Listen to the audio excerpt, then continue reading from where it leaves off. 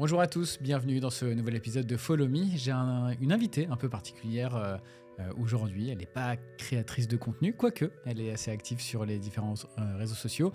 Elle est avocate spécialisée en droit de la propriété intellectuelle. Alors peut-être que ce n'est pas du tout les bons termes, elle va sûrement me corriger, elle va nous expliquer ce qu'elle fait. Salut Clara. Bonjour.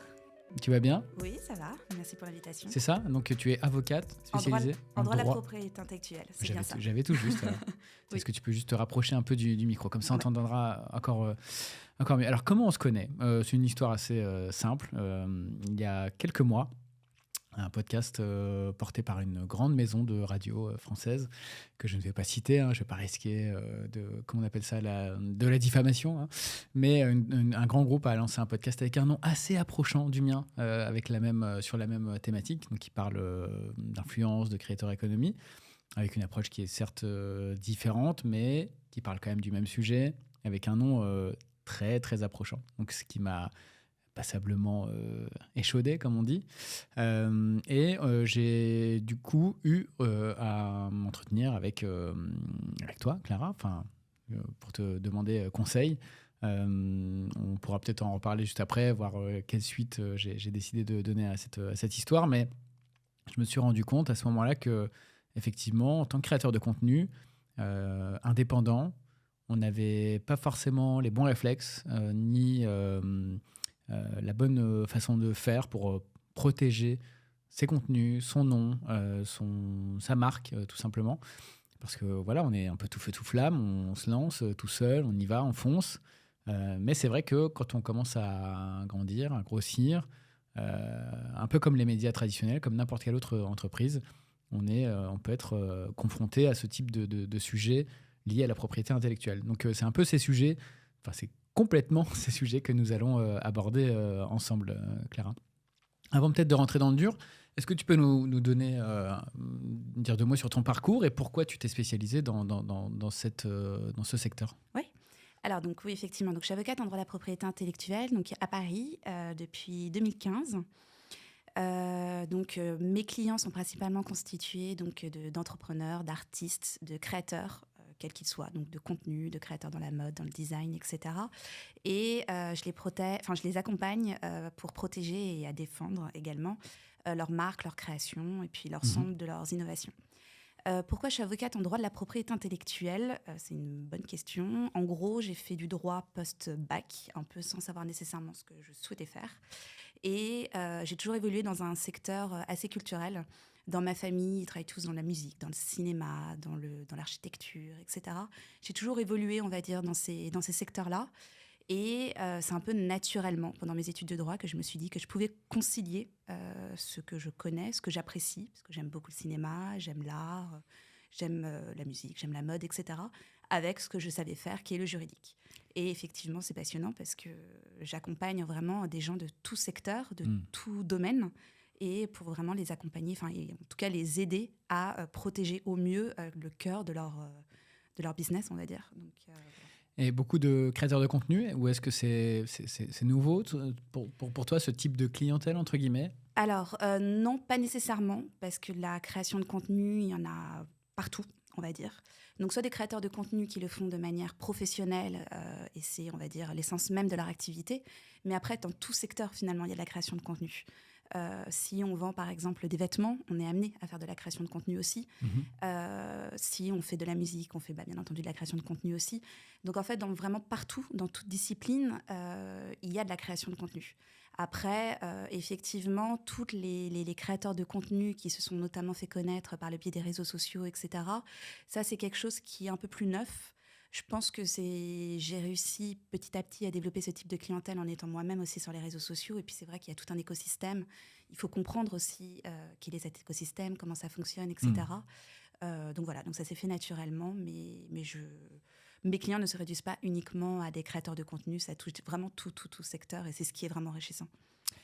Très bien, merci Clara. On va rentrer dans le vif du sujet. Si on parle de protection de marque, imaginons que je lance ma chaîne YouTube ou mon podcast, qui ne porte pas mon nom, mais je trouve un nom pour cette chaîne YouTube ou ce podcast. Est-ce que je dois absolument le protéger ? Alors, c'est vivement conseillé. Ce n'est pas nécessairement une obligation, mais c'est vivement conseillé. Pourquoi ? Parce que tant que ce n'est pas déposé, en tout cas tant que ce n'est pas protégé, donc pour protéger le nom d'une chaîne YouTube, le nom d'un podcast, etc., il faut faire des formalités de dépôt, donc auprès d'un office, donc en France c'est l'INPI. Tant qu'on n'a pas réalisé ces formalités de dépôt, on n'a pas de droit à proprement parler sur le nom de notre chaîne YouTube ou sur le nom de notre podcast ou même sur le tout autre nom, on va dire, que l'on serait amené à exploiter. Et donc, c'est dans ce sens-là où c'est vivement conseillé d'effectuer ces démarches en amont pour éviter finalement qu'il y ait d'autres personnes qui s'accaparent soit ce nom, donc à l'identique, donc qui utilisent strictement le même nom, ou sinon qui vont utiliser des termes qui sont très proches, mais dans l'esprit des consommateurs, les consommateurs ne vont pas nécessairement opérer de différence entre les deux signes, et donc ils peuvent peut-être être un peu confus sur savoir qui exploite telle chaîne YouTube, qui propose tel podcast, et donc c'est pour s'épargner en fait ces difficultés. Et si on n'a pas procédé en amont à ces démarches de dépôt, on ne peut pas nécessairement s'en prévaloir, sauf à démontrer que notre podcast a acquis une renommée telle qu'aujourd'hui, dans l'imaginaire collectif, il est vraiment très connu, etc. Mais il faut rapporter des choses. Enfin voilà, c'est des preuves supplémentaires à rapporter. Et donc, c'est plus simple quand même d'effectuer ces démarches de dépôt avant, qui sont assez simples, qui ne coûtent pas très cher en amont. Et au moins, on peut obtenir une protection paisible et exploiter sereinement le nom de sa chaîne. Et si un autre youtubeur ou un autre podcasteur utilise une marque qui est très approchante de celle que j'ai déposée, est-ce que je suis systématiquement protégé ou est-ce que, pareil, c'est soumis à interprétation de manière un peu subjective aussi ? Alors, c'est soumis à interprétation, c'est-à-dire que si c'est strictement identique et que ça désigne typiquement directement un podcast, là, il n'y a pas de difficulté, on est protégé. Même si on a un petit podcast, par exemple, ou qu'on exploite un podcast de manière complètement accessoire et qu'on a un géant, on va dire, à côté des médias qui va commencer à développer un podcast qui a un nom identique au nôtre, on est le premier sur le marché, le premier à avoir protégé ce nom, donc on peut légitimement s'y opposer. Si jamais il s'agit d'un signe qui est similaire, là, il y a une petite interprétation qui est réalisée au regard donc, des produits et services, c'est-à-dire que lorsqu'on dépose une marque à l'INPI, on ne peut pas la déposer pour tout et n'importe quoi. Oui. Donc typiquement, on exploite un podcast, c'est ça, des classes. Et dans le cas de chaque classe, on désigne plutôt des produits et des services. Donc typiquement, toi qui exploites un podcast, tu ne vas pas déposer ta marque pour une chaîne de vêtements, une ligne de vêtements, on va dire. Donc c'est exactement la même chose. Et donc tu pourras t'opposer à ce que quelqu'un d'autre utilise un signe similaire au tien, si c'est pour désigner des produits et des services qui sont similaires au tien, et si jamais le signe est également proche. Et donc, il y a des analyses qui sont réalisées, effectivement. Et si on est dans la même classe et qu'avec un signe approchant, donc la question un peu sous-jacente à celle-ci, c'est qu'on rentre dans des démarches qui peuvent être assez lourdes d'un point de vue réglementaire, juridique, avec le recours à un conseil, potentiellement un jugement, un recours amiable, tout ça, c'est coûteux en temps, en argent. C'est exact ce que je dis. Alors, c'est vrai que les procédures en contrefaçon, ça peut être long et fastidieux. En moyenne, notamment par exemple à Paris, ça dure 1 an et demi avec parfois des chances de succès qui ne sont pas toujours totalement avérées, etc. Donc, c'est vrai que ça peut être compliqué. Par contre, il ne faut pas non plus partir du principe que ça va coûter de l'argent, que ça va être cher, etc. Parce que le principe, justement, nous, en tant que conseil, c'est d'essayer de favoriser au maximum les résolutions amiables, les négociations. Et donc, ce qui se passe concrètement, c'est qu'on envoie ce qui s'appelle des mises en demeure. On demande tout simplement à la personne d'arrêter d'exploiter ce nom. Et soit moyennant une indemnisation, si jamais on a vraiment subi un certain préjudice, ou sinon même moyennant le remboursement de frais d'avocat, etc. Mais on peut essayer de pallier en tout cas ces difficultés par le biais de discussions en amont. Et ce qui se fait aussi beaucoup, c'est lorsqu'on est titulaire d'un droit antérieur, dès lors qu'on se rend compte par exemple que quelqu'un viendra déposer une marque qui est très proche de la nôtre, on peut faire ce qui s'appelle des procédures d'opposition devant l'INPI. Donc c'est-à-dire qu'on va notifier l'INPI du fait qu'on détient des droits antérieurs et essayer d'empêcher finalement l'enregistrement de la marque. Donc il y a différentes stratégies qui peuvent être adoptées, mais en tout cas, tout ne passe pas nécessairement par le biais des tribunaux et ça peut être, quoi qu'il en soit, résolu assez rapidement et à des frais, on va dire, qui sont modérés. Est-ce que je dois aussi protéger mon propre nom ? Imaginons que je lance le podcast de Christopher Siminelli. Est-ce que je dois protéger Christopher Siminelli ou de fait, cette marque m'appartient parce que c'est mon nom et mon prénom ? Alors, ça dépend vraiment des usages. Typiquement, on peut déposer à titre de marque un nom patronymique. Typiquement, je sais pas moi, Alain Flelou, c'est une marque déposée. Et il joue là-dessus, il a tout un réseau de franchises, etc., associé à sa marque, associé à son identité, etc. Donc, on peut déposer son nom à titre de marque. L'intérêt, c'est que finalement, cette marque sera protégée. Quoi qu'il en soit, même si tu as déposé ta marque, si jamais il y a quelqu'un d'autre qui s'appelle Christopher Simonelli et qui exploiterait ce nom, alors pour une autre activité, par contre, tu ne pourrais pas t'y opposer parce que le droit au nom, finalement, c'est un droit qui est absolu et on ne peut pas empêcher quelqu'un légitimement d'utiliser son nom. Après, on peut encadrer la méthode qu'il va utiliser pour exploiter son nom, etc. Après, c'est que ce soit qu'on utilise à titre de podcast son nom patronyme, enfin son nom et son prénom, ou qu'on utilise un autre nom complètement différent, c'est un peu le même raisonnement. Tout dépend finalement de l'usage que l'on va faire et voilà. Et donc, quelles sont les démarches pour protéger sa marque ? Tu vas parler de l'INPI. Combien de temps ça prend ? Quelles pièces on doit fournir ? Combien ça coûte ? Alors, ce qu'il faut savoir, c'est que quand on dépose une marque auprès d'un office, elle n'est protégée que sur le territoire de l'office qui est concerné. Donc, si tu protèges ta marque à l'INPI, ta marque n'est protégée qu'en France. Donc, tu ne peux pas t'opposer, par exemple, à ce qu'une société belge exploite la même marque que toi en Belgique. Si jamais tu veux étendre la portée de protection de ta marque, tu peux faire des dépôts à l'étranger. Donc, typiquement, tu peux faire un dépôt auprès de l'Office de l'Union européenne, ce qui permet d'avoir une marque qui est protégée sur l'ensemble du territoire de l'Union européenne. Et puis, également, tu as le même raisonnement pour tous les territoires, enfin, en tout cas, tous les pays du monde. La seule différence, c'est que plus tu élargis, on va dire, la portée de protection de ta marque, plus c'est cher. Donc, c'est vraiment ça le point. Après, si typiquement, toi, tu n'as pas vocation à vouloir protéger ta marque en dehors du territoire français, puisque tu t'adresses nécessairement plus à une clientèle française, comment ça se passe ? Déjà, tout n'est pas protégeable nécessairement. Il faut que ta marque elle réponde à certaines considérations et à certains critères. Il faut que ta marque elle soit déjà distinctive. C'est-à-dire que ce n'est pas parce que tu utilises un nom dans le cadre de ton activité que ça peut nécessairement être protégé à titre de marque. Oui, je ne peux pas déposer le podcast. Voilà, typiquement. Le podcast, pourquoi ? Parce que si tu le déposes, et si jamais c'était protégé, c'est-à-dire que tu as un monopole sur ce terme et que tu pourras empêcher n'importe qui d'utiliser ce nom. D'ailleurs, est-ce que l'INPI m'autorisera le déposer ? Alors, ça dépend. Alors, typiquement, si tu déposes le podcast, c'est gros. Donc là, l'INPI, il y a de fortes chances que tu te fasses retoquer en amont. Si jamais tu as un nom qui est un peu plus, on va dire, subtil, mais qui viendrait quand même à décrire un peu ton activité, là, ça va un peu dépendre en fait, de chaque examinateur et tu peux y répondre, ça peut s'argumenter, etc.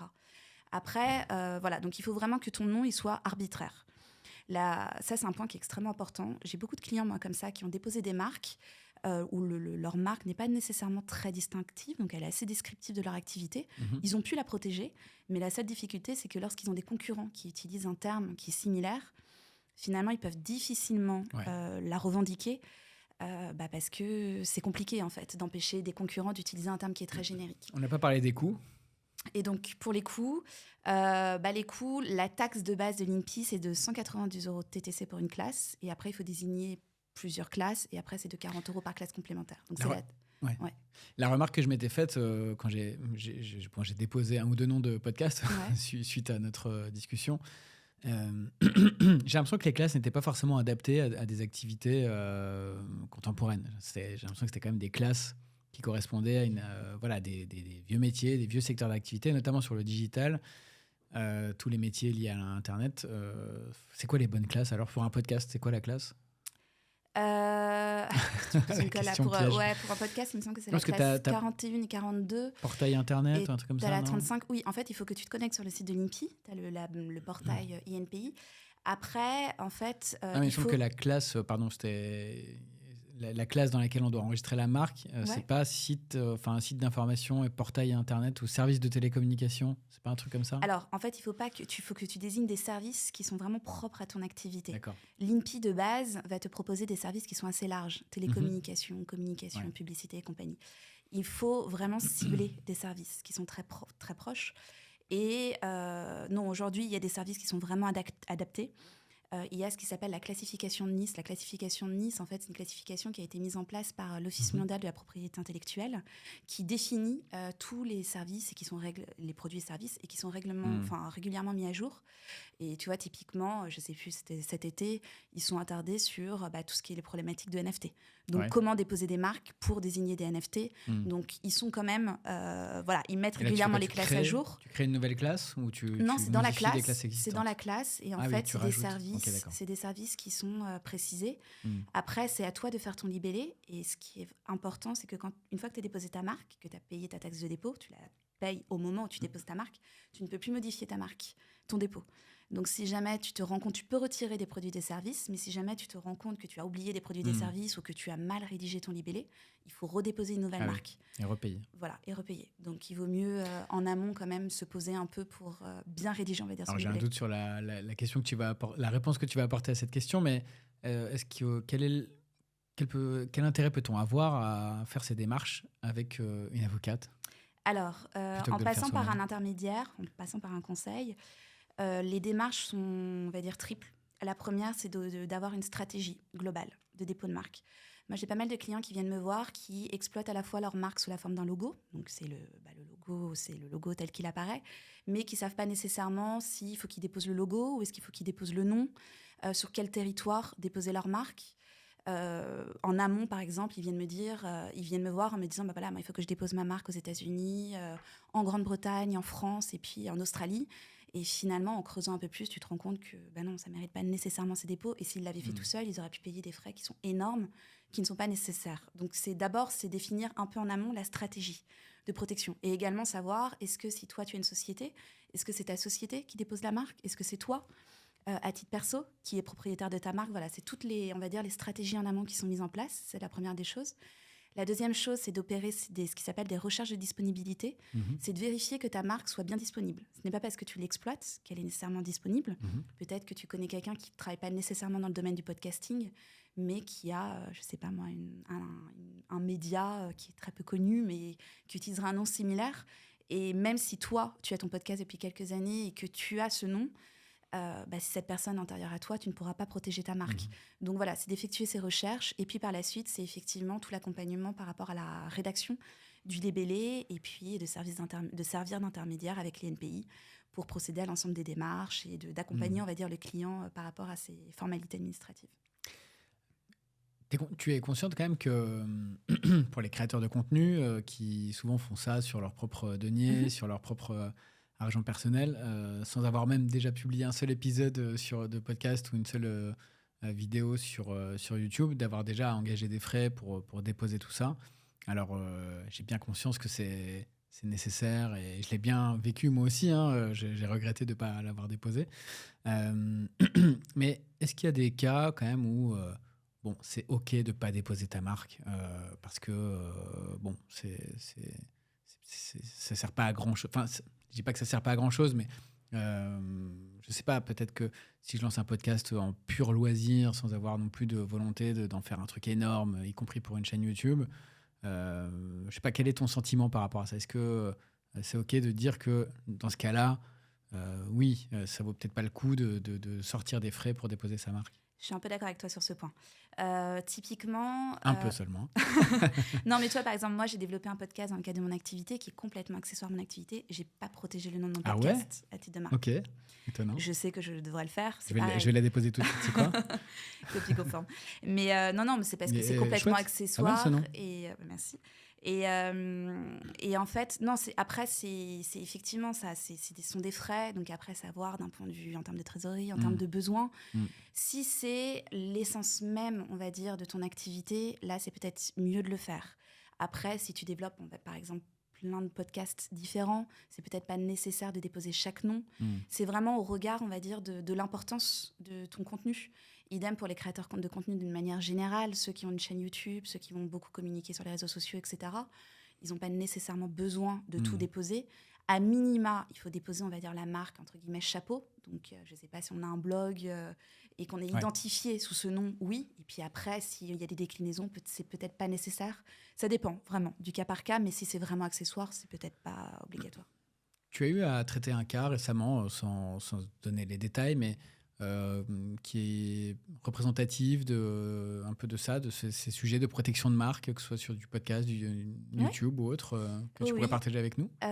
Oui, alors après, il faut que ça reste très confidentiel, donc je ne pourrais pas non plus trop m'attarder, mais je vais essayer de te donner un cas pratique assez parlant. Donc, je travaille beaucoup effectivement avec des créateurs de contenu, quels qu'ils soient.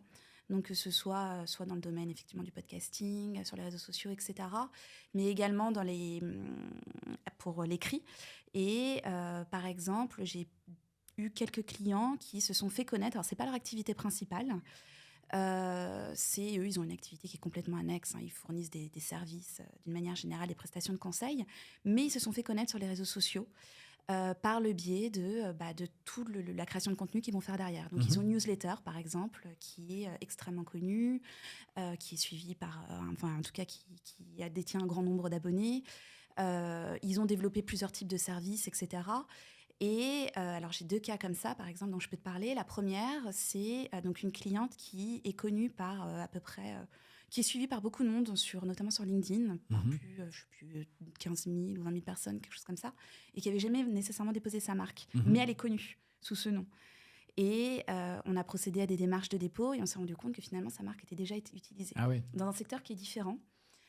C'est pas propre à son activité, mais ça dans d'autres classes, c'est ça? Non, c'est dans les mêmes classes. C'est déposé par une société qui n'a pas une activité nécessairement similaire à la tienne, mais qui désigne des services qui sont très proches du sien. Et en fait, lorsqu'il y a des problématiques de marque, on se concentre beaucoup sur les dépôts. Peu importe finalement l'activité de chacun, etc. Et donc, lorsqu'elle a voulu protéger sa marque, alors qu'elle l'exploitait depuis 4-5 ans, elle a dû modifier son logo, etc. Essayer de retravailler finalement toute une identité de marque derrière. Et donc après, il y a toute la communication qui va derrière pour faire comprendre à sa communauté, etc., qu'elle ne se fait plus identifier sous cette marque. Elle a changé de nom aussi, du coup? Non, on l'a retravaillée pour qu'elle se fasse toujours, qu'elle puisse toujours être identifiée par le biais de sa marque antérieure, mais on a rajouté des éléments qui sont de nature à pouvoir la distinguer suffisamment. C'est intéressant ce cas, parce que ça veut dire qu'en tant que conseil, tu interviens aussi dans l'aspect créatif, quoi. C'est-à-dire d'accompagner, ok, ça tu peux, ça c'est border, ça c'est bon. Et vous avez reprotégé, du coup, ensemble, cette nouvelle marque? Oui, ouais. Et ça, typiquement, effectivement, donc, quand elle a fait appel à sa graphiste pour retravailler le logo, on a travaillé ensemble sur comment faire redessiner, on va dire, un logo qui se distingue suffisamment de la marque antérieure. Donc ça, c'était le premier cas. Et l'autre cas, c'est effectivement des gens qui communiquent beaucoup, donc notamment par le biais de newsletters, par le biais de réseaux sociaux, etc. Et ils se sont rendus compte qu'il y avait des gens qui reprenaient leur nom de marque. Et heureusement, ils l'avaient déposé à titre de marque, donc ils peuvent s'y opposer. Mais c'est toujours assez problématique parce qu'en fait, là, ce qui était plus gênant pour eux, c'était pas le fait que on va dire les consommateurs ou les internautes puissent les confondre, mais c'était qu'ils avaient le sentiment que le contenu qui était produit par leurs concurrents n'avait pas, entre guillemets, la même valeur que le contenu que eux produisaient. Et donc, ils avaient le sentiment que ça pouvait peut-être à long terme un peu dénaturer leur image de marque si jamais, ils ne voulaient pas nécessairement être associés à ce type de contenu. Et donc, ils voulaient vraiment garder la primauté sur leur marque pour être vraiment identifiés sous ce nom. Hyper intéressant. On va parler d'un autre aspect de protection de propriété intellectuelle, mais en parlant des contenus en eux-mêmes. Comment je fais pour protéger les contenus que je produis contre la copie? Alors, ça, c'est une vaste question. C'est du cas par cas. Parce qu'il y a un grand principe, donc ça peut être protégé par le droit d'auteur ou par un autre fondement qui s'appelle plus le parasitisme ou concurrence déloyale et parasitaire. Le grand principe, on va dire, en droit de la propriété intellectuelle, c'est que les concepts ou les thématiques ne sont pas appropriables. Donc, ce n'est pas parce que tu crées un podcast sur un thème ou un sujet que, même si tu es le premier et que ton podcast est devenu très connu, etc., que tu as nécessairement un monopole dessus et que tu peux empêcher tout autre concurrent d'exploiter le même type de contenu que toi. Tu vois, dans un autre secteur, moi, il y a un exemple que j'aime bien donner, c'est Deliveroo et Uber Eats, qui ont exactement le même concept, mais pour autant, ils se distinguent par d'autres éléments qui sont les codes visuels, l'expérience client, etc. Donc, en termes de création de contenu, c'est un peu la même chose. C'est-à-dire que tu pourras protéger ton contenu uniquement s'il fait preuve, on va dire, d'une certaine originalité. Donc, comment ça se passe concrètement? Moi, quand j'ai un client qui vient me voir et qui me dit, voilà, j'ai le sentiment d'avoir été plagié, qu'on m'a repris mon contenu, on va faire d'abord analyser si effectivement, déjà, de quoi on parle. Est-ce qu'on a repris l'intégralité de son podcast? Donc, c'est-à-dire que c'est je sais pas moi, la manière dont il interviewe ses invités, les thématiques qui sont abordées, etc. Ou est-ce que c'est uniquement un épisode spécifique? Donc déjà, c'est savoir l'objet même de ce qui est repris. Et après, on va identifier si ce contenu est bien protégeable. Donc s'il y a une certaine trace d'originalité. Et là, c'est au créateur de contenu de faire le boulot. Et c'est à lui, en fait, de démontrer qu'il y a un apport créatif. Donc, qu'il a réfléchi en amont pour, je ne sais pas moi, conférer une certaine originalité, par exemple, à son épisode. Donc, ça commence par une musique particulière. Les questions sont toujours définies dans un sens particulier. Il y a, je ne sais pas moi, des choses qui reviennent, etc. Il y a une démarche, on va dire, créative qui a été entreprise. Et si ça s'est avéré, on peut considérer que, par exemple, l'épisode en question peut être protégé par un droit d'auteur. Et si on se rend compte que la personne, entre guillemets, qui le plagie, reprend cette même combinaison de caractéristiques, là, ça peut être constitutif de contrefaçon. Donc ça, c'est la première des choses. Et sinon, on peut agir sur le fondement de ce qui s'appelle plus la concurrence déloyale et parasitaire. Là, c'est un petit peu plus difficile à démontrer. C'est en fait de démontrer que notre podcast, aujourd'hui, il a acquis une vraie valeur économique. Parce qu'il a fait l'objet d'une très grande médiatisation, il a, je sais pas moi, il a une grande renommée, il est très connu, etc. Et que finalement, on est face à un concurrent qui reprend de manière un peu fautive tous les éléments d'identité, on va dire, de notre podcast, qui s'en approprient et que sciemment, il propose quelque chose qui est très proche, sans avoir procédé, lui, en amont, à des investissements humains et financiers pour concevoir quelque chose de distinct. Donc après, voilà, c'est un petit peu les deux fondements que l'on peut revendiquer, mais c'est vraiment du cas par cas. Et c'est vraiment des appréciations, une concrète au regard de chacune des situations. Ça me fait penser à un fait d'actualité, en tout cas dans l'univers du podcast. C'était il y a quelques mois. Des petits malins s'étaient amusés à récupérer l'ensemble des épisodes de gros podcasts qui cartonnaient et de recréer en fait un flux pirate avec ces mêmes épisodes, les mêmes titres, les mêmes descriptifs. Donc ce qui fait que pour l'auditeur, au final, c'était super transparent parce qu'effectivement, il a le contenu, j'en sais rien, je dis n'importe quoi, de Joe Rogan ou de Tim Ferriss aux États-Unis. Donc, c'était plutôt des très gros podcasts. Sauf que plutôt que de s'abonner au flux de Tim Ferriss ou de Joe Rogan, ils étaient abonnés à des versions piratées de ces flux. Pourquoi ils faisaient ça ? Pourquoi les auteurs en fait faisaient de la copie? C'était parce qu'après ils monétisaient via des systèmes de pré-roll, de pub audio classiques. Ils arrivaient à générer des grosses audiences pirates et monétiser ces grosses audiences.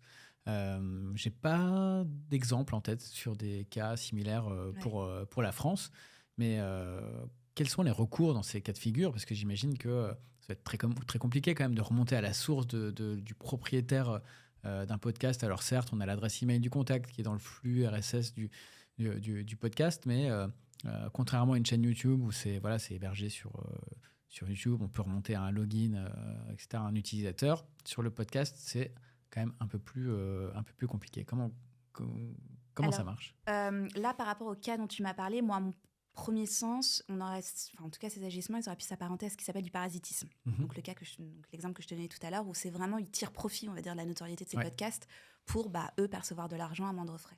Après, pour identifier, c'est la grosse problématique de Internet, d'une manière générale. C'est assez compliqué souvent de pouvoir savoir qui est à l'origine, on va dire, de la divulgation de contenus qui peuvent être incriminés. Donc, pendant longtemps, ce qu'on pouvait faire, c'était des requêtes afin de lever d'anonymat. C'est-à-dire qu'on va devant le juge et on lui dit, voilà, moi, j'ai créé tel contenu, preuve à l'appui, par exemple, avec des constats d'huissier ou des choses comme ça. J'arrive à démontrer, ou même des captures d'écran, j'arrive à démontrer qu'on a repris mon contenu, mais je ne sais pas qui est derrière. Et donc, j'essaye il faut obliger, on va dire, la société qui héberge ce contenu, etc., de nous divulguer. Si elle est en France. Oui, alors après, si elle est en France, oui, effectivement. Ouais, ça peut être opéré depuis l'étranger, et alors là, c'est assez compliqué. Après, ce qu'on peut faire, c'est qu'en fait, on peut obtenir des mesures coercitives qui vont, en gros, qui pourront avoir application sur le territoire français. Donc, c'est d'empêcher, finalement, la diffusion de ce contenu en France. Et peut-être de faire demander en à sorte... des plateformes de déréférencer peut-être ces podcasts et à ne plus les proposer à leurs audiences. Alors ça, c'est effectivement la première des choses, déjà, quoi qu'il en soit. Après, si jamais on est face à ne nous répondent pas ou on est face à des messages négatifs, etc., c'est de demander, quoi qu'il en soit, entre guillemets, la fermeture, on va dire, de ces accès, au moins pour le territoire français. Bon, j'espère que ça n'arrivera à personne. Ouais. Deuxième il y a eu question. Plusieurs cas comme ça. Mais pas nécessairement dans le cadre du podcasting, mais par exemple, moi, j'ai eu à faire un cas comme ça où, alors c'était pas en matière de contrefaçon, mais c'était une cliente qui était victime notamment de diffamation et de harcèlement par le biais d'un blog. Et on était incapable de savoir qui était à l'origine de ce blog. Et en fait, on s'est rendu compte que c'était des gens qui opéraient effectivement depuis l'étranger. Ouais. Et c'était pas la seule. Et donc après, voilà. Vous avez réussi à avoir gain de cause ? On a réussi à faire en sorte que, en tout cas, les consommateurs français ne puissent plus avoir accès à ce blog tel qu'il apparaît en France. Un autre cas de figure, on voit quand même beaucoup sur Insta, sur YouTube et aussi sur TikTok, quand on fait défiler ce fameux Reels de manière un peu frénétique, on voit beaucoup de comptes qui récupèrent des contenus à droite à gauche. Donc on n'est pas à l'abri qu'un jour, un compte récupère nos contenus qui nous appartiennent pour alimenter leur propre compte. Comment c'est prévu ça par la loi ? Est-ce que c'est les CGV des plateformes qui prévalent ? Est-ce que je peux avoir recours à... Est-ce que j'ai des recours possibles devant un juge en France ? Comment ça se passe ? Alors, la première des choses à faire, c'est qu'il faut notifier la plateforme du fait que c'est un contenu qui est jugé illicite pour que la plateforme supprime ce contenu, voire même supprime le profil, si jamais c'est un profil qui réitère régulièrement la diffusion de ces contenus. En fait, par définition, l'ensemble de ces plateformes à l'origine sont considérées comme des hébergeurs, c'est-à-dire qu'elles ont une responsabilité qui est limitée, dans la mesure où elles se contentent uniquement de stocker du contenu, et elles ne peuvent pas en amont, ou sinon on pourrait venir à de la censure, elles ne peuvent pas, elles, en amont, dire non, ça c'est faisable, ça c'est pas faisable, etc. Donc c'est pour ça qu'il y a uniquement cette procédure, on va dire, de notification qui est réalisée. Ça, c'est la première des choses à faire. Et si jamais on ne peut pas obtenir gain de cause, il faut effectivement plutôt, dans ce cas-là, aller devant les juges. Et ça peut s'apparenter à de la contrefaçon, par exemple. Parce que dès lors qu'on rediffuse du contenu, quel qu'il soit, sans l'autorisation de son propriétaire, c'est une nouvelle communication au public, c'est une nouvelle reproduction. Et donc, c'est de la contrefaçon. On a l'impression que ça fait partie du fonctionnement même de ces Reels et de TikTok, etc. Parce que il y a des comptes qui ne fonctionnent que là-dessus. On a l'impression que c'est du coup communément admis et qu'il n'y a pas grand-chose à faire, quoi. Alors oui, c'est sûr que c'est pas évident. Là, il y a une directive qui s'appelle la directive DSA, Digital Services Act, qui vient plus ou moins, alors là, elle est en cours de transposition en France, mais qui a pour but justement d'essayer de réglementer plus en amont ces plateformes et surtout pour les sensibiliser là-dessus. Après, là, à ce stade, la seule chose que l'on peut faire, c'est vraiment de notifier. Et puis, par la suite, c'est soit de demander la suppression de ce type de compte, ou en tout cas la suppression des contenus qui sont illicites. Une petite question bonus, tu sais s'il existe des outils qui te permettent d'aller repérer sur les réseaux des vidéos ou des photos qui nous appartiennent ? Oui, il y a des opérateurs qui le font. Alors, je ne les ai plus tous en tête, mais tu peux faire ce qui s'appelle des procédures de surveillance pour pouvoir être notifié de, justement, peut-être la diffusion de contenu, ou même lorsque tu peux identifier que, par exemple, quand tu as une marque, que ta marque soit citée quelque part, etc., sans ton autorisation, tu peux faire appel à des prestataires. Ça coûte cher, tu sais ? Pas nécessairement. Alors, j'ai pas les prix en tête, pour toute honnêteté. Pas nécessairement. Après, il y a quand même tout un travail, on va dire, d'analyse, parce que tu récupères un flux de contenu qui est énorme, et il faut, c'est un peu du cas par cas. Donc, il faut regarder un petit peu en amont, mais c'est faisable. J'ai une question par rapport à la traduction. Imaginons que j'ai une newsletter ou un blog. Je récupère des articles repérés sur un blog qui traite du même sujet, mais je sais pas, en Angleterre ou en Allemagne. Je prends le contenu, je le traduis, je le publie sur mon site. Est-ce que j'ai le droit de le faire ? Et comment c'est considéré ça en France ? Parce que je vais au bout de la question. Il me semblait que la traduction, le fait de traduire un texte, limite, c'était pas considéré comme de la copie, mais c'était comme une réinterprétation d'un texte et que c'était plus ou moins légal. Alors, est-ce que c'est vrai ça ou pas ? Non, c'est faux. Okay. Par définition, une traduction, c'est une nouvelle représentation d'une œuvre. Typiquement, quand tu cèdes, par exemple, je sais pas, dans le domaine de l'édition, quand tu signes un contrat d'édition avec une maison d'édition, les droits d'exploitation peuvent inclure le droit de pouvoir faire traduire le livre en de multiples langues. Donc, ça veut dire que l'auteur autorise son éditeur à faire traduire le livre, etc. Donc, il faut, quoi qu'il en soit, dès lors qu'on procède à une traduction d'un texte, demander l'autorisation préalable. Après, c'est sous réserve, bien entendu, que le texte soit original, etc. Mais si tu fais un copier-coller, on va dire, du texte qui est traduit, si c'est par exemple un article de presse, l'auteur de cet article de presse pourrait éventuellement s'y opposer.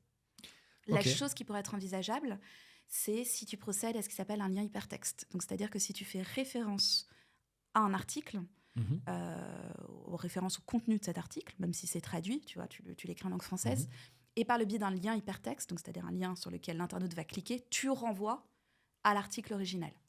On va parler après de l'intelligence artificielle, mais tu sais, il existe aujourd'hui des outils qui permettent de faire du rewriting d'articles. Donc,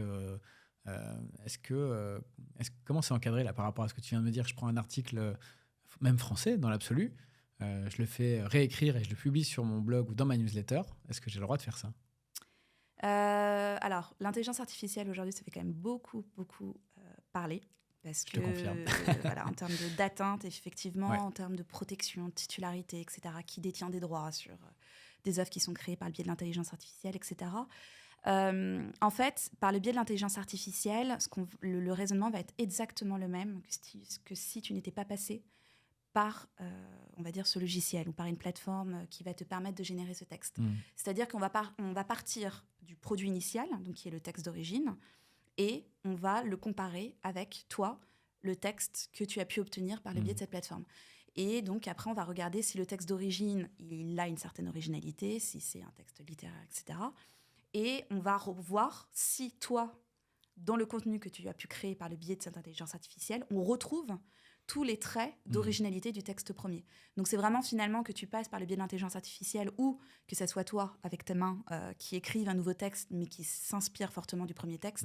Finalement, le raisonnement, à mon sens, parce qu'il n'y a pas encore beaucoup de cas, mais à mon sens, le raisonnement est le même. Parce qu'il y a différents niveaux de réécriture aussi d'un même texte.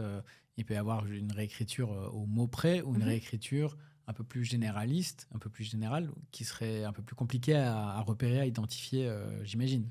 Si c'est une écriture au mot près, on va considérer que ça peut être constitutif d'une copie servile. Donc une copie servile, c'est vraiment à l'identique. D'accord. Si ça reprend une idée générale, c'est après à voir est-ce que ça s'inspire très fortement, auquel cas on rentre dans la reprise d'une idée ou d'un concept, ou est-ce qu'on retrouve tous les traits d'originalité du texte premier. Pour autant, j'ai été journaliste pendant longtemps. Il m'arrivait souvent de voir des sites concurrents traiter de la même actu parce qu'ils l'ont vu chez nous. Et donc, ils font grossièrement un travail de réécriture parce qu'ils reprennent le sujet. Ils n'apportent rien de nouveau. Parfois, ils mettent le lien vers la source. Parfois, et même c'était le plus souvent le cas, ils ne le mettaient pas. Donc là, potentiellement, même dans les médias, c'est-à-dire que certains médias qui reprennent des dépêches, enfin pas des dépêches parce que c'est une réglementation encore différente, l'AFP, Reuters, c'est le principe même du dépêche, elle est reprise largement, mais en tout cas d'un article original, c'est-à-dire qu'il y a plein de médias qui seraient passibles de poursuite, entre guillemets, non ? Alors, typiquement, si tu as écrit un article, en fait, c'est toujours le même raisonnement. Si tu as écrit un article, même si tu as une idée innovante pour écrire un article sur un thème qui n'a jamais été défini jusqu'à présent, tu n'as pas de monopole sur cette idée. Donc après, tout dépend vraiment de la reprise, en fait, qui est réalisée par ce média. Est-ce qu'il s'est fortement inspiré de ton article? Tu retrouves des passages qui sont peut-être retravaillés, mais l'article est rédigé, on va dire, selon la même structure, avec plus ou moins les mêmes sources, sans fondement particulier. Là, ça peut s'apparenter peut-être pas à la contrefaçon, mais peut-être à du parasitisme. Et sinon, si c'est uniquement ils reprennent l'idée et la thématique, là, c'est un petit peu plus difficile de s'y opposer. J'imagine que l'un des critères qui doit être pris en compte aussi, c'est aussi le volume ou l'aspect systématique, industriel de cette pratique de réécriture reprise.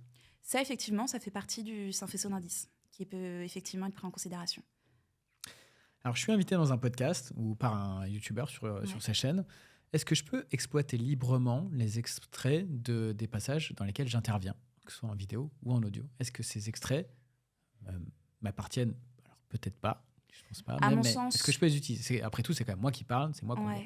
Alors, à mon sens, non, ils t'appartiennent pas. Ils appartiennent davantage, on va dire.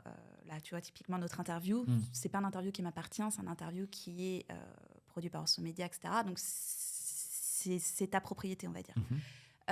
Après, dans la mesure où c'est toi qui figure, entre guillemets, soit au micro ou à l'écran, tu peux effectivement réutiliser, on va dire, des passages de cette interview, etc. Mais ça fait partie, on va dire, des relations loyales. Donc, tout dépend de la manière dont tu vas réutiliser cet extrait. Si jamais, par exemple, tu le monnayes sans nécessairement en parler en amont avec la personne qui a procédé à l'enregistrement du podcast, etc., ça peut peut-être être considéré comme des pratiques un peu déloyales. Tout dépend finalement dans quelles circonstances finalement tu vas l'utiliser. Quand tu dis si je les monnaie, c'est-à-dire si je les revends à un tiers, donc je cède les droits contre rémunération à un tiers, mais je peux quand même les monétiser sans ton accord. Par exemple, si je publie un extrait de notre entretien sur TikTok et que je touche de l'argent issu de la publicité de TikTok, est-ce que je suis nécessairement obligé de mais si jamais, par exemple, moi, notre épisode, je le revendais, on va dire, à Netflix, et que je percevais des royalties du fait de la diffusion, bon, on pourrait considérer que là, j'ai pas nécessairement les droits pour revendre cet épisode, même si je suis interviewée, pour percevoir directement cette somme. Ouais, d'accord. Donc après, c'est effectivement le fait de l'utiliser, par exemple, sur tes réseaux sociaux et d'en tirer indirectement profit parce que tu monétises tes réseaux sociaux, etc. Ça peut se faire. Tiens, et alors une autre question qui me vient à l'esprit. Tu parlais de relations licites, c'est ça? Non, ouais. Loyal, pardon. Loyal. Donc, dès lors que tu acceptes une invitation dans un podcast, en gros, tu acceptes l'idée que ce podcast sera diffusé, y compris sous plein de formes différentes. Si j'en fais des photos, si je fais des extraits, si je fais des vidéos un peu partout, des extraits, des versions texte, ça veut dire que je donne mon accord pour toutes les exploitations possibles qui seront faites? Par principe, alors en acceptant par exemple d'être interviewé dans le cadre d'un podcast, j'accepte bien entendu de prêter, on va dire, ma voix et d'être enregistrée. Mais ça ne veut pas nécessairement dire que j'accepte que mon image soit diffusée, que mon image soit réutilisée dans d'autres circonstances, etc. Pour finalement obtenir tous les droits, il n'y a pas d'autorisation implicite ou d'autorisation tacite. Il faut faire signer une décharge. D'accord. Ou en tout cas obtenir l'autorisation de pouvoir exploiter l'image de la personne. Et lorsqu'on parle de l'image, ça prend en considération la voix, l'image physique, on va dire, le nom aussi, et qui doit définir justement les modalités d'exploitation du contenu et dans quelles circonstances tu vas l'exploiter. Et ça, c'est propre à... Alors là, on parle du podcast, mais c'est dans tout secteur. Il y a eu un cas comme ça il n'y a pas très longtemps, où c'était un photographe qui avait obtenu, donc on parle de photos, un photographe qui avait obtenu de la part d'une cliente de pouvoir prendre des photos, et il avait diffusé ses photos sur ses réseaux sociaux, mais la cliente n'avait pas donné en amont son accord. Elle s'y opposait parce qu'elle ne voulait pas que des photos que ce photographe avait prises d'elle soient diffusées en public, et elle a eu gain de cause alors même qu'elle avait accepté d'être prise en photo par ce photographe. Donc il faut vraiment donner un accord explicite, on va dire, en amont. D'accord, ouais, très clair. Et attends, je sais plus ce que je voulais dire. Oui, et donc, ok, je donne mon accord pour participer à ce podcast. Est-ce que je peux interdire après l'utilisation de mon image? Est-ce que je peux demander à ce que cesse la diffusion d'un épisode, ne plus apparaître dans le flux d'un podcast ou sur une chaîne YouTube? Par définition, tant qu'on n'a pas signé explicitement d'autorisation de droit à l'image, on est légitime. On n'a pas à justifier d'un préjudice dès lors qu'on exploite notre image et qu'on ne souhaite plus l'exploiter. Donc ça, c'est la règle, on va dire, si je reviens sur ma générale. décision après avoir signé ce document, cette décharge. Là, ça va être apprécié. Tout dépendra, on va dire, de la diffusion. Tu vois, si c'est diffusé, pareil, de manière parfaitement loyale et conforme, on va dire, au terme de l'autorisation, en principe, ça va être un petit peu compliqué, je pense, de se rétracter. Par contre, si le podcast est diffusé dans un contexte qui n'est pas nécessairement celui qui avait été prévu à l'origine, là, peut-être qu'il y a eu une erreur, enfin, en tout cas, un vice de consentement, etc.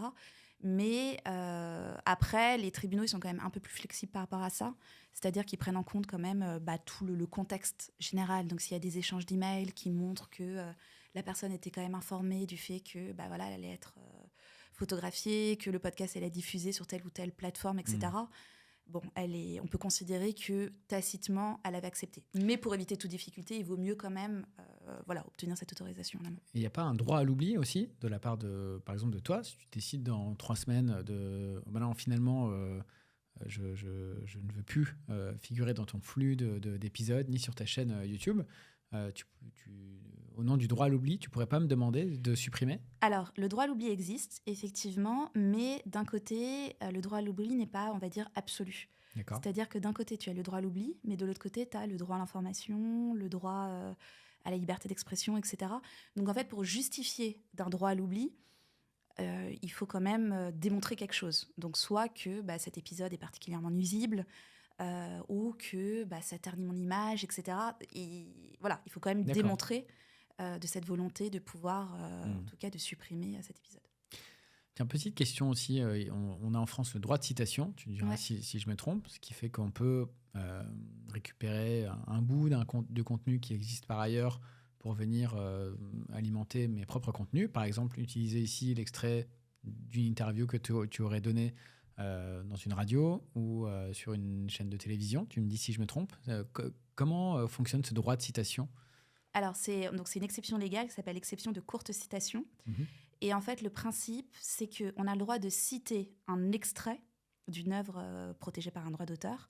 L'extrait, il n'y a pas de règle de base. C'est un peu au prorata de l'œuvre. Si c'est une œuvre qui dure 1 heure et que c'est un extrait qui dure 30 secondes, ça peut aller. Par contre, si c'est une œuvre qui dure 2 minutes et qu'on cite un extrait de 30 secondes, on va considérer que c'est quand même un peu démesuré. D'accord. Donc, voilà. Ça, c'est la première des choses. Il faut que ce soit un court extrait. Et là, Et la deuxième chose... musique, mais aussi interview, Oui. voilà, quel que Interview, soit le contenu. film. D'accord. Ouais. Et la deuxième chose, et ça c'est la plus importante, c'est que ne connaissent pas nécessairement les gens, c'est qu'il faut que ça vienne illustrer des propos. Donc typiquement comme ça, moi j'ai vu un client qui était venu me voir dans le domaine du podcasting, qui racontait une histoire dans ses épisodes et il voulait introduire dans le cadre de ces épisodes des extraits de musique, des extraits de films. Et il me demandait s'il en avait l'autorisation. Donc on a analysé chacun des extraits qu'il voulait diffuser. Et finalement, on s'est rendu compte que tous ces extraits ne venaient pas illustrer ses propos, mais étaient mis là pour entre guillemets, décorer. Donc là, on n'a pas le droit de le faire. Tu aurais le droit de diffuser un extrait si tu parles de cet extrait. D'accord. Ou si tu dis, je sais pas moi, le top 3 des épisodes de Follow Me, et je fais partie, on va dire par exemple, du top 3, là, tu peux diffuser un extrait parce que ça vient illustrer ce que tu viens de dire. Ok, donc très clair. c'est la deuxième chose. Et puis la troisième, ça c'est la plus importante aussi, c'est de toujours citer le nom de l'auteur, d'où provient la source, etc. Donc, y compris en audio, si on se parle d'un podcast. Ah oui. Tiens, un petit détour sur le podcast. Souvent, il y a un générique. Ce générique peut venir de banques de sons libres. Est-ce que pour autant, je suis libéré de cotisation à la SACEM, par exemple ? Alors, s'il s'agit de musique libre de droit, en principe, non. Parce que ce sont c'est des œuvres qui sont protégées. Elles ne sont pas nécessairement tombées dans le domaine public. Mais leur titulaire a accepté qu'elles puissent être réutilisées librement. Après, il faut faire très attention avec des musiques quand même libres de droit parce que tu sais, tu as différents levels, on va dire. De donc, licence. De licence. Donc, il y en a certaines qui peuvent être uniquement utilisées, d'autres qui peuvent être adaptées, donc c'est-à-dire modifiées, d'autres utilisées dans un cadre commercial, etc. Donc, il faut bien faire attention à ça. Et si, après, il n'y a pas de difficulté sur ce point, on n'a pas besoin, effectivement, de faire de déclaration particulière à la SACEM. Il faut quand même citer aussi le nom de la source. Et si on compose sa musique soi-même, alors là, il n'y a aucun problème. Si on compose sa musique soi-même, il n'y a aucun problème. Non. Ok. C'est le cas de Follow Me, je tiens à le dire. C'est bien. Est-ce que... on fait souvent le parallèle entre la creator economy et le monde des médias traditionnels. Est-ce qu'il y a des différences dans les obligations, les niveaux de protection par rapport à la propriété intellectuelle entre ces deux univers ? Est-ce que, pour faire une question peut-être plus simple, est-ce qu'un créateur de contenu est aussi bien protégé qu'un journaliste dans une rédaction ? Alors, au regard du droit à la propriété intellectuelle pure, il n'y a pas de distinction parce qu'on s'attarde vraiment sur l'objet même à chaque fois de ce qui est créé. Donc, c'est pas parce que, par exemple, on est un journaliste au Monde qu'on aura plus de droits, en tout cas, ou même que le Monde aura plus de droits sur le contenu qui est créé sur sa plateforme qu'un créateur indépendant. C'est vraiment le contenu même qui est analysé. Après, il y a des règles un peu plus particulières. Il y a notamment ce qui s'appelle le droit voisin des éditeurs de presse. Oui. C'est un droit qui a été instauré il y a assez récent, qui permet aux éditeurs de presse d'avoir un droit accessoire au-delà du droit d'auteur que les auteurs ont nécessairement sur leur contenu. Et donc, par rapport à ces éditeurs de presse, il faut quand même répondre à des considérations, on va dire, réglementaires pour être caractérisé comme éditeur de presse. Et ça, à mon sens, je pense que c'est la principale distinction avec un créateur de contenu, on va dire, plus indépendant. Ok, très clair. On parle un peu d'intelligence artificielle, gros sujet du moment, tout le monde en parle, et évidemment, ça pose énormément de questions. La première que j'ai pour toi sur ce sujet, c'est sur la propriété finalement des contenus produits par des outils d'IA générative. Ouais. Je crée une image avec DALL-E ou avec Midjourney. Je crée un texte avec ChatGPT. À qui appartient ce texte ? Alors, tout dépend, en principe, des conditions générales, on va dire, de la plateforme ou de la solution qui est exploitée. Ça va être mentionné dans ces conditions générales. La majorité du temps, mais ça, c'est avec toutes les réserves, parce que ça dépend vraiment, c'est du cas par cas en fonction Les de... conditions générales, c'est le truc que seul vous lisez, hein, c'est ça, c'est ça, hein. Ouais, c'est d'accord. ça, à côté des mentions légales et des politiques de confidentialité.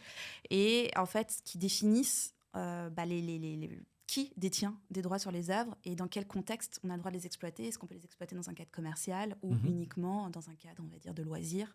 Donc après, ça dépend vraiment de chacune des plateformes. T'as épluché, toi, du coup, ces fameuses conditions générales, en tout cas, peut-être pas de tous les services, puisqu'il y en a beaucoup, mais de ceux dont on parle énormément en ce moment, c'est-à-dire ChatGPT, par exemple. Alors, qu'est-ce que ça dit ? Pas ChatGPT, mais j'ai... Alors, pas épluché, je vais dire j'ai survolé celle de Midjourney. Et Midjourney, en fait, ils font une distinction en fonction de l'abonnement que l'on prend. Voilà. Eux, en fait, ils considèrent que l'utilisateur est propriétaire de ce qu'il crée, mais que eux, ils conservent une licence en fait non exclusive qui leur permet par la suite eux de pouvoir rediffuser sur leur contenu, etc. Ce qui est créé par les utilisateurs. Et après, en fonction de la licence qui est payée, on va dire, par l'utilisateur, tout va dépendre de quelle utilisation il va pouvoir en faire. Donc j'imagine que quand tu ne payes pas, t'as quasiment aucun droit. Enfin, t'as un droit d'utilisation, mais pas de revente ou d'exploitation. C'est pas très droits clair. Commerciaux. Ouais, c'est pas très clair. Mais en tout cas, ils précisent. Après, je vais pas trop m'attarder parce que je les ai vraiment lus en travers. Hein, mais ils font vraiment une distinction. Mais quoi qu'il en soit, ça dépend vraiment, on va dire, c'est chaque plateforme qui régit ses propres règles. Cela dit, j'ai pas pensé, mais je pourrais demander à ChatGPT de me donner la réponse à cette question. Peut-être qu'il l'aura. Je pense. Ouais. Je vais lui poser la question. Et du coup, est-ce que je peux vendre des contenus que je crée à l'aide d'une IA générative ? C'est la même réponse. Tout va dépendre en fait des conditions générales. Est-ce que tu vas avoir le droit de les exploiter dans un cadre commercial ou non ? Ta réponse était trop courte. J'étais en train de chercher la réponse sur ChatGPT. C'est pas grave. Je peux broder un peu plus si tu veux, mais c'est un peu ça. Non, on ne brode pas. On va à l'essentiel. Imaginons que je suis un artiste, reconnu ou pas, mais j'ai un style qui est bien particulier. Et des internautes ont créé des œuvres inspirées de mon style, mais qui sont quand même différentes, parce que ce n'est pas des œuvres que j'ai créées moi. Est-ce que j'ai un recours possible ? Alors, il n'y a pas de réponse tranchée parce que c'est tellement, entre guillemets, récent qu'il n'y a pas encore de cas vraiment qui ont été jugés à ce stade. Après, moi, à mon sens, c'est avec toutes les réserves, parce que c'est vraiment mon ressenti par rapport à ma pratique et ce que je sais du droit. C'est pareil, finalement. On va s'attarder sur, déjà, est-ce qu'on est propriétaire de ce que l'on a créé, donc par rapport aux conditions générales, etc., donc de la plateforme. Et ensuite, si c'est uniquement une simple inspiration, donc c'est à l'image de ma création selon la même thématique, là, ça va être compliqué. Par contre, si c'est une copie, là, éventuellement. Ok, très clair. Bon, il se trouve que j'ai essayé de poser la question à ChatGPT et qu'il est en overload, donc il n'est pas disponible, donc on n'aura pas la réponse là, mais j'essaierai de la mettre dans le descriptif si j'arrive à l'obtenir. Bon, on a fait déjà 53 minutes, on avait énormément de sujets, c'était hyper intéressant, j'ai appris beaucoup de choses. Si on a des questions un peu plus particulières, si on a besoin d'un conseil de ta part, comment on te contacte ? Alors, il y a mon site internet, donc www.claraviguier.fr. Je suis également sur LinkedIn, on peut me contacter sur LinkedIn, sur Instagram également. Et puis voilà, globalement. Bon, j'imagine que tu dois avoir de plus en plus de boulot, non, avec cette Creator Economy en plein essor ? Oui. Les affaires marchent bien ? Après, malheureusement, et c'est tout l'intérêt justement d'essayer de parler de ces problématiques, malheureusement, les gens viennent me voir souvent quand c'est un peu tard, entre guillemets, quand ils n'ont pas nécessairement pris les devants. Donc, j'essaie de sensibiliser au maximum les gens pour qu'ils prennent les précautions en amont et essayer de soit d'effectuer des démarches ou d'essayer de protéger au mieux, on va dire, leur création. Et quelques mots peut-être sur ton podcast, Copie Conforme, dont j'adore le nom d'ailleurs. Ouais. Très cool. Qu'est-ce qu'on y trouve? Qu'est-ce que tu racontes? Alors, qu'est-ce qu'on y trouve et qu'est-ce que je raconte? J'interviewe des gens sur des problématiques liées à la propriété intellectuelle. Typiquement, le dernier épisode, c'était sur le prompt art, donc sur l'intelligence artificielle au regard de DALL-E, Midjourney, etc. J'ai interviewé Valentin Schmitt, qui est le cofondateur de Ask Mona. C'est une start-up qui est spécialisée dans le domaine culturel et qui est également spécialisée sur toutes ces problématiques d'intelligence artificielle dans le secteur de l'art. Donc en fait, c'est on va dire un échange entre moi avec ma vision très juridique et la vision de mon invité qui est plus dans l'opérationnel. Donc voilà, c'est sur tout type de problématiques. J'ai interviewé une pianiste artiste-interprète également, une société qui est spécialisée dans la blockchain pour la protection des créations. Voilà, c'est plein de... Ça va être quand même un sacré bazar, non, cette IA, quand on est avocat spécialisé en propriété intellectuelle? Comment tu vois les années qui viennent là Je pense que de toute façon, il faut faire avec. Après, à voir comment ça va se développer. Et puis, je pense qu'il faut surtout travailler de pair avec. Quoi qu'il en soit, dès lors qu'on a une expertise, un savoir-faire, on l'a. Et je ne pense pas qu'on va être doublé, entre guillemets, par une intelligence artificielle. Et si ça peut permettre justement aux gens d'avoir des réponses plus précises par rapport à leurs questions, c'est l'essentiel. Et puis après, ce qu'il faut savoir, c'est que c'est tellement, comme on l'a vu, c'est du cas par cas, propre à chaque situation. Et ça, je pense que l'intelligence artificielle ne pourra pas nécessairement répondre à ces problématiques plus précises. Mais tu penses qu'il faudra à un moment une adaptation de la loi, des textes, du droit européen aussi, pour encadrer un peu tout ça? Alors, pas nécessairement. Là, pour l'instant, alors je sais qu'au niveau européen, ils ont commencé à s'y attarder. Idem en France, en 2020, il y avait le Conseil supérieur de la propriété littéraire artistique, qui s'appelle le CSPLA, qui avait fait tout un rapport sur l'intelligence artificielle. Après, on a quand même tout un arsenal juridique qui est là, qui existe. Il n'est pas nécessaire quand même de toujours le faire évoluer. Donc après, c'est raisonner par analogie au regard de ce que l'on en connaît déjà, de ce que l'on a. Et puis finalement, considérer que... c'était mon invité justement dans mon podcast qui affirmait ça, et je suis complètement d'accord avec lui. Considérer que finalement, l'intelligence artificielle, c'est un outil. Comme ce qu'on a pu voir avec les appareils photo, avec des caméras.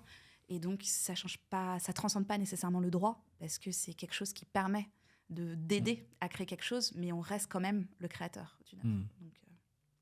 Ok, très clair. Merci beaucoup, Clara. C'était super de t'avoir dans Follow Me. Et je te dis à très vite. À très bientôt. Salut. Au revoir.